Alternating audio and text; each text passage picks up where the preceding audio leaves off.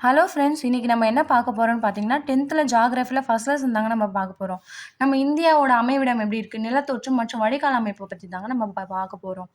இதில வந்து என்னென்ன பார்க்க போறோம்னு ஒரு ஹிண்ட்ஸ் மாரி குடுத்துருவாங்க. இந்தியாவோட அமைவிடம் முக்கியத்துவத்த பத்தி பார்க்க போறோம். அப்புறம் இந்தியாவோட முக்கியத்துவமான அந்த இயற்கை அமைப்பு எப்படி இருக்குன்னு நம்ம பார்ப்போம். இந்தியாவோட சமவெளினா என்னங்க? சமவெளி அது பாமர், பாங்கர், காதர், தராய் சமவெளி இதெல்லாம் பத்தி நம்ம பார்ப்போம். இந்தியாவோட வடிகால் அமைப்பு பார்ப்போங்க. அப்புறம் இமயமலையில உருவாகும் ஆறுகள பத்தி பார்ப்போம். இமயமலையில உருவாகும் ஆறுகள் என்னென்ன சொல்லுங்க பார்க்கலாம்? சிந்து, கங்கை, பிரம்மபுத்திரா இதெல்லாம் பத்தி. அப்புறமா வந்து கிழக்கு நோக்கி பாயும் ஆறுகள் என்னென்னன்னா, நர்மதை, தாபதி, மகாநதி, கோதாவரி இதெல்லாம் வந்து கிழக்கு நோக்கி பாயும் ஆறுகள் சொல்லுவாங்க. சரி வாங்க நம்ம இன்ட்ரோடக்ஷன் போலாம். இப்ப இந்தியா பரப்பளவுல உலகில எத்தனாவது நாடா இருக்குன்னு கேட்டா, 7வது பெரிய நாடா இருக்குதுன்னு சொல்லுவாங்க. ஆசிய கண்டத்த ஒப்பிட்டு பார்க்கும்போது இந்தியா வந்து 2வது பெரிய நாடா இருக்கு. இந்தியாவோட நிலப்பரப்புன்னு எடுத்துக்கிட்டா 32,87,263 சதுர கிலோமீட்டர். இத கண்டிப்பா படிச்சாகணும். நீங்க மறக்கக்கூடாது. சதுர கிலோமீட்டர்ன்னு உங்களுக்கு தெரியணும். இதனோட பெர்சன்டேஜ்ல கேட்டாங்கன்னா, புவியோட மொத்த பரப்புல 2.4% நம்ம இந்தியா இருக்குன்னு அர்த்தம். இந்தியாவோட நிலம் மற்றும் நீர் எல்லைகள் பார்த்தா, இந்தியாவோட நில எல்லை 15,200 கிலோமீட்டர். இது வந்து இது என்ன சொல்லியிருக்காங்க, இதில் ஒன்றும் இல்லை. வடமேற்குல பாகிஸ்தான், ஆப்கானிஸ்தானோடனும் வங்காளதேசம் மற்றும் மியான்மர் நாடுகளோடும் சில நில எல்லையை பகிர்ந்து கொள்கிறது. வேற எதுவும் இல்லை. இப்போ இந்தியா வந்து இது கொஸ்டினாக கேட்பாங்க. அதிகபட்சமாக எந்த நாட்டோட நில எல்லையை பகிர்ந்து கொள்கிறதுனா வங்காளதேசம். இது எவ்வளோன்னு பார்த்தீங்கன்னா 4156 கிலோமீட்டர் நில எல்லையை பகிர்ந்துக்குது. குறுகிய எல்லையாக எது கூட பகிர்ந்துக்குன்னா ஆப்கானிஸ்தான். எவ்வளோனா 106 கிலோமீட்டர். அவ்வளோதான். இந்தியா வந்து மொத்த கடற்கரையோட நீளம்னு கேட்டாங்கன்னா 6500 கிலோமீட்டர். இது தீவு கூட்டத்தையும் சேர்த்துன்னு கேட்டாங்கன்னா 7516.6 கிலோமீட்டர். அப்புறம் இந்தியாவையும் இலங்கையும் பிரிக்கும் குறுகிய ஆழமற்ற கடல் பகுதி பாக்நீர் சந்தி. இங்க தெரியுதுங்களாங்க, இங்க இந்தியா இருக்கு, இது வந்து இலங்கை. இது ரெண்டு அந்த குறுகிய ஆழமற்ற கடல் பகுதி தான் பாக்நீர் சந்தி. வேற எதுவும் சொல்ல. என்ன சொல்லியிருக்காங்கன்னா, இதில் பாயிண்ட்ல அந்த அளவுக்கு எதுவும் இல்லை. இந்தியாவோட அமைவிடம் எப்படி இருக்குன்னா நான் சொல்லிடுறேன். இங்க ஆசியா இருக்குங்களா, ஆசியாவுக்கு இது கிழக்கு வரும், இது மேற்கு. இங்க ஆசியா இருக்குங்களா, இது கிழக்கு, இது மேற்கு, இது வடக்கு, இது தெற்கு. அதை தான் சொல்லியிருக்காங்க. இது ஆசியாவுக்கு தென்கிழக்கில் இருக்கு. இது வந்து ஐரோப்பாவும் ஆப்பிரிக்காவும் இணைக்குது. இது மட்டும் தாங்க சொல்லியிருக்காங்க. வேற எதுவும் இதில் சொல்ல. அதே மாதிரி வந்து கிழக்கு மேற்குக்கு இதுக்கு மத்தியில் இருக்கு. இது கிழக்கு, இது மேற்கு, இதுக்கு மத்தியில் இந்தியா இருக்கு அப்படின்னு சொல்லியிருக்காங்க. நீங்க படிச்சு பாருங்க. இதில் பாயிண்ட்டுன்னு சொல்றதுக்கு எனக்கு எதுவும் இல்லை. அவ்வளோதாங்க. அதே மாதிரி இந்தியான்றது ஒரு துணை கண்டம் அப்படின்னு சொல்றாங்க. அவ்வளோதான். இப்போ இது பார்த்துக்கிட்டிங்கன்னா அமைவிடம் பரப்பளவு. இந்தியாவோட வட அச்சம்னு கேட்டாங்கன்னா 8°4 37°6 வரை வட அச்சம். இதே கிழக்கு தெற்குன்னு கேட்டாங்கன்னா 68°7 97°25 கிழக்கு தீர்க்கும். நீங்க இதெல்லாம் கண்டிப்பா படிச்சு தாங்க ஆகணும்.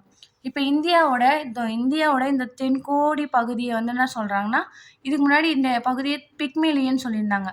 இப்போ இது வந்து இந்திராமுனைன்னு சொல்றாங்க. அந்தமான் நிக்கோபார் தீவு இருக்குதுல்லாங்க, அங்க வந்து எவ்வளோனா 6°45 வட அச்சத்துல அந்தமான் நிக்கோபார் தீவுல இந்த இந்திராமுனை இருக்கு அப்படின்னு சொல்றாங்க. அதுதான் இந்த இடத்துல சொல்லியிருக்காங்க. வேற எதுவும் சொல்லலைங்க. அப்புறம் வந்து இந்தியா வடக்கே லடாக்கில் இருக்க இந்திராகோள். அதே மாதிரி இந்தியாவோட தென்கோடி பகுதியை நில எல்லையில இருக்க தென்கோடி பகுதியை குமரிமுனைன்னு சொல்றாங்க. இந்தியாவின் தென்கோடி பகுதின்னு கேட்டாங்கன்னா இந்திராமுனை. இந்தியாவின் நிலப்பகுதியின் தென்கோடின்னு கேட்டால் நிலப்பகுதின்ற ஒரு வேர்ட்ஸ் ஆட் ஆச்சுன்னா குமரிமுனைன்னு சொல்லணும். அதேமாரி வடமுனையை வந்து இந்திரா கோல்னு சொல்கிறாங்க. அடுத்தது கேட்பாங்க, இந்தியா வந்து வடக்கில் இருக்க லடாக்னா இந்திரா கோல், வடமுனை என்ன சொல்கிறாங்க இந்திரா கோல். இந்திரா கோல்லேருந்து தெற்கே கன்னியாகுமரி வரை எவ்வளோ பரவி இருக்குன்னு கேட்குனா 3214 கிலோமீட்டர். அப்போ வடக்கு தெற்கு நீளம் எவ்வளோன்னு கேட்பாங்க 3214. அப்படியே மேற்கு குஜராத்தில் ரான் ஆஃப் கட்சிலேருந்து கிழக்கில் அருணாச்சல பிரதேசம் வரை 2933 கிலோமீட்டர் நீளத்தை கொண்டுள்ளது. 23.5 வட அச்சமான கடகரேகை இந்தியாவின் மையமாக அமைந்து தென்பகுதி வெப்பமண்டலமாகவும் வடபகுதி மித வெப்பமண்டலமாக இருபெரும் பகுதிகளாக பிரிக்கிறது. இப்போ இது இந்தியானா இந்தியாவுக்கு நடுவில் ஒரு கோடு போகும். அதுதான் என்னன்னு சொல்றாங்கன்னா 23.5 போகுது. அதனால தான் நம்மளுக்கு வெப்பமாக இருக்குன்னு சொல்றாங்க. இந்தியா என்னன்னா 28 மாநிலங்களாகவும் 9 யூனியன் பிரதேசங்களாகவும் இருக்கு அப்படின்னு சொல்றாங்க. இந்திய திட்ட நேரம் எடுத்துக்கிட்டிங்கன்னா மேற்குல இருக்க குஜராத்தில் இருந்து கிழக்கில் இருக்க அருணாச்சல பிரதேசம் வரை இந்தியா ஏறத்தாழ 30 தீர்க்க கோடுகளை வந்து கொண்டுள்ளது அப்படின்னு சொல்கிறாங்க.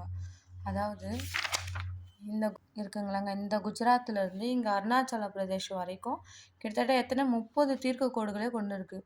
ஒரு தீர்க்க கோடை கடக்கிறதுக்கு கிட்டத்தட்ட ஒரு 4 மினிட்ஸ் ஆகும்.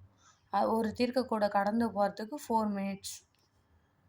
இந்தியாவில் கிழக்கில் இருக்க அருணாச்சல பிரதேசத்தில் மேற்கில் இருக்க குஜராத்தை விட அருணாச்சல பிரதேசத்தில் வந்து 2 ஹவர்ஸ் முன்னாடியே வந்து சூரியன் உதிக்குது அப்படின்னு சொல்லியிருக்காங்க. வேறு எதுவும் சொல்லலை. இந்த நேர வேறுபாட்டை தவிர்க்கிறதுக்காக தான் இந்தியாவோட மத்திய தீர்க்க ரேகை இருக்குங்களாங்க, அது வந்து 82°30 கிழக்கு தீர்க்க ரேகையின் தலைநேரம் சொல்கிறாங்க. இதுதான் திட்ட நேரமாக எடுத்துக்கிறாங்க. இந்த திட்ட நேரம் எங்கன்னா, திட்ட நேரம் வந்து அலகாபாத்தில் மிர்சாபூர் வழியாக செல்கிறது. இந்திய திட்ட நேரமானது கிரீன்விச் திட்ட நேரத்தை விட 5.5 மணி நேரம் முன்னதாக இருக்குன்னு சொல்கிறாங்க. ஓகே ஃப்ரெண்ட்ஸ், இன்றைக்கி நான் இந்த லெசன் புக்கில் இருக்க வயசை நான் படிச்சுட்டேன். இதை நான் உங்களுக்கு கொஷினாக கொடுக்குறேன். கொஷினாக படிக்கிறதுக்கு உங்களுக்கு இன்னும் ஈஸியாக இருக்கும். நான் இந்த மாதிரி ஒரு 2 பேஜஸாக பார்ட் 1 பார்ட் 2 அந்த மாதிரி கொஞ்சம் கொஞ்சமாக எடுத்துடுறேன். உங்களுக்கும் ஈஸியாக ஒரு 5 நிமிஷத்தில் ஒரு லெசனில் பாதி படித்தா மாதிரி இருக்கும், உங்களுக்கு ஃபீல் ஆகும். இங்கே வாங்க, இந்த மேப்பில் பார்க்கலாங்களா? இங்கே லடாக் எங்கே இருக்குது? லேன் இருக்குது பார்த்தீங்களா? இதுதான் லடாக். அவங்க என்ன சொல்லியிருக்காங்க, லடாக்லேருந்து இங்கே கன்னியாகுமரி வரைக்கும். எங்கடா கன்னியாகுமரி காணோம்? இங்கே இருக்கும் கன்னியாகுமரி வரைக்கும் எவ்வளோ பரவி இருக்குன்னு கேட்டாங்கன்னா 3214 கிலோமீட்டர் வரையும் பரவி இருக்கு. அதே மேற்கில் குஜராத்லேருந்து இங்கே அருணாச்சல பிரதேஷ் இது இருக்குது. அருணாச்சல பிரதேஷ் வரையும் எவ்வளோ பரவி. அப்போ குஜராத்லேருந்து இப்படி போகுது லைன். குஜராத்லேருந்து அருணாச்சல பிரதேஷ் வரையும் 2933 கிலோமீட்டர் வரையும் பரவி இருக்குன்னு சொல்கிறாங்க. நான் எடுத்த இந்த 2 பேஜஸில் இம்பார்ட்டன்ட் கொஷின்ஸ் கொடுத்துருக்கேன் ஃப்ரெண்ட்ஸ். இந்த வீடியோ உங்களுக்கு யூஸ்ஃபுல்லாக இருந்ததுன்னா பண்ணுங்கள், ஷேர் பண்ணுங்கள், சப்ஸ்கிரைப் பண்ணுங்கள், சப்போர்ட் பண்ணுங்கள் ஃப்ரெண்ட்ஸ். நான் மேலும் வீடியோ போடுறதுக்கு யூஸ்ஃபுல்லாக இருக்கும். Thank you so much.